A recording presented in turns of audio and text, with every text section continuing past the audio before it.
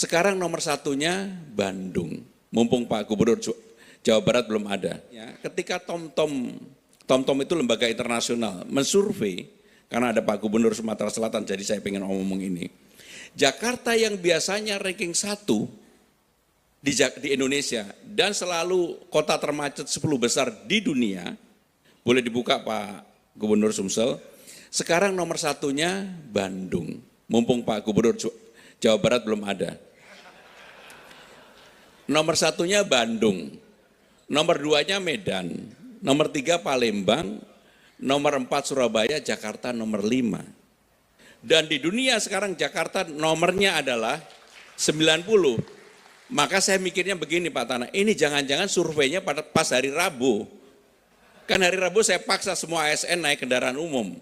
ASN di Jakarta itu 62.000. Maka setiap hari Rabu saya cek kepada Direktur Utama Transjakarta berapa orang yang menggunakan Transjakarta, naik kurang lebih 120.000. Artinya apa? ASN-nya naik, keluarganya juga ikut naik. Sehingga kalau setiap hari Rabu, kalau ke Jakarta pasti kemacetannya berkurang banyak. Mungkin surveinya hari Rabu itu Pak. Bapak Ibu Saudara-saudara sekalian, saya ingin pertama mengenai kota global terlebih dahulu. Next.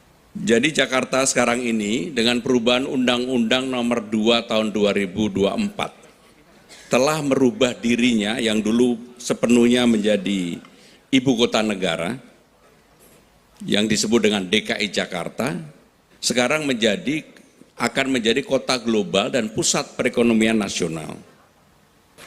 Saudara-saudara sekalian, dalam kesempatan ini Jakarta sebagai kota global yang modern, tangguh, inklusif dan sebagainya, apa yang perlu dilakukan untuk itu?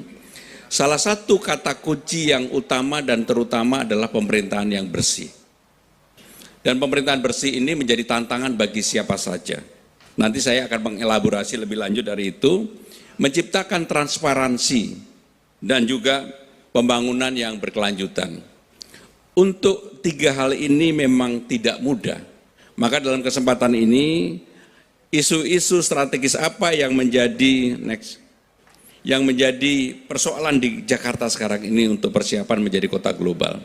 Saya tidak mungkin menyampaikan paparan yang seperti yang tadi sampaikan, tetapi saya ingin ngomong yang hal-hal yang realistis, yang itu akan menjadi harmonisasi dalam efektivitas pemerintahan agar tetap capai tujuan. Pemberantasan korupsi itu kan intinya bahwa negara harus memiliki kecukupan fiskal agar tujuan-tujuan pembangunan tercapai.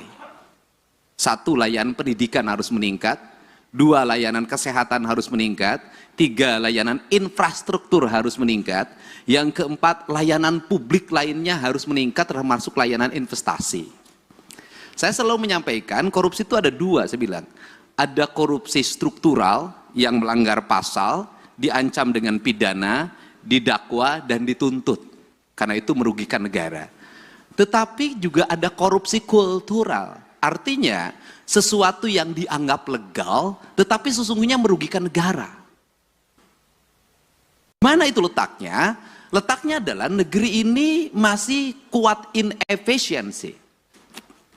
Inefisiensi bukan hanya yang dicontohkan oleh Pak Presiden, kita melakukan pembenahan terhadap seluruh struktur anggaran. Tetapi realitasnya pertama adalah bahwa efektivitas pembangunan akan berjalan apabila ada kesetaraan. Di mana letak kesetaraannya? Pertama, kita realistis saja. Hubungan percepatan pengelolaan anggaran yang diajukan oleh pemerintah daerah kepada DPR. Di mana problemnya? Problemnya adalah bahwa di DPR sendiri itu ada problem anggaran. Jujur, kita nggak usah lagi ngomong bahwa ini kita sudah cukup, ini tidak cukup, tidak. Setiap orang pasti ingin ada peningkatan kesejahteraan. Ini contoh yang harus segera dikoreksi. Anggota DPRD mengikuti perjalanan dinas keluar kota, keluar provinsi, tujuannya selain kunjungan kan ada benefit yang bisa dibawa pulang. Kita kalau jujur begitu. Halo teman-teman, berjumpa bersama saya di Politik Dangi. Teman-teman, menarik ya bagaimana pidato dari Pramono Anung, Gubernur Jakarta beberapa hari yang lalu. Ini membuat pidatonya ini sangat viral, teman-teman. Kenapa? Ada beberapa poin yang membuatnya viral. Yang pertama adalah kegiatan ini bersamaan dengan kehadiran para gubernur dan kepala daerah lainnya, ya, termasuk Pramono Anung dan Deddy Mulyadi, Gubernur Jawa Barat. Yang menjadi viral adalah ketika Pramono Anung berpidato dan di sana Pramono Anung ya tidak menyapa Gubernur Jawa Barat ya, Deddy Mulyadi. Dan yang kedua, bagaimana Pramono Anung itu menyenggol Deddy Mulyadi ya. Ini soal kemacetan di Jakarta, teman-teman. Kata Pramono Anung, Jakarta tidak lagi menjadi kota termacet di Indonesia. Bahkan tidak masuk lagi di 10 besar kota termacet di dunia. Ini sebuah prestasi, ya. Ini sebuah langkah yang sangat luar biasa ya bagi Jakarta. Namun sayang, ternyata bagi Indonesia masih belum terlepas. Dan predikat kota termacet di Indonesia diraih oleh kota Bandung, Jawa Barat. Inilah yang dikatakan oleh Pramono Anung ya, bahwa Jakarta harus berbangga, namun ternyata kota termacetnya beralih ke Jawa Barat. Dan inilah kalau kita mengatakan bukti bagaimana kerja keras para gubernur, bukan hanya Pramono Anung, tapi gubernur-gubernur sebelumnya. Ya, mulai dari Pak Anies Baswedan, ya, kemudian Basuki. Dan inilah kerja keras para gubernur-gubernur, ya bagaimana mereka bekerja keras untuk mengatasi ya, permasalahan-permasalahan di Jakarta. Namun kembali ke Jawa Barat, kemudian Medan yang kedua, teman-teman ya. Kalau Medan ini adalah bagaimana gubernurnya itu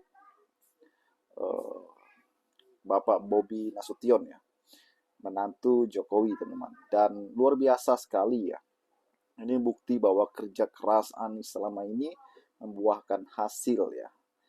Dan kalau kita melihat bagaimana Deddy Mulyadi yang kerap kali ya, turun ke lapangan, ya, bertemu dengan warga, kemudian membuat sebuah konten, ya, itu sangat baik dan sangat positif ya karena membantu masyarakat. Namun harus berfokus juga bagaimana pemimpin itu harus berfokus terhadap semua masalah di dalam daerahnya. Bukan hanya membantu warga, ya bukan membuat infrastruktur, tapi bagaimana strategi agar kotanya tetap ramai lancar ya ketika dalam dunia transportasinya. Bagaimana menurut kalian?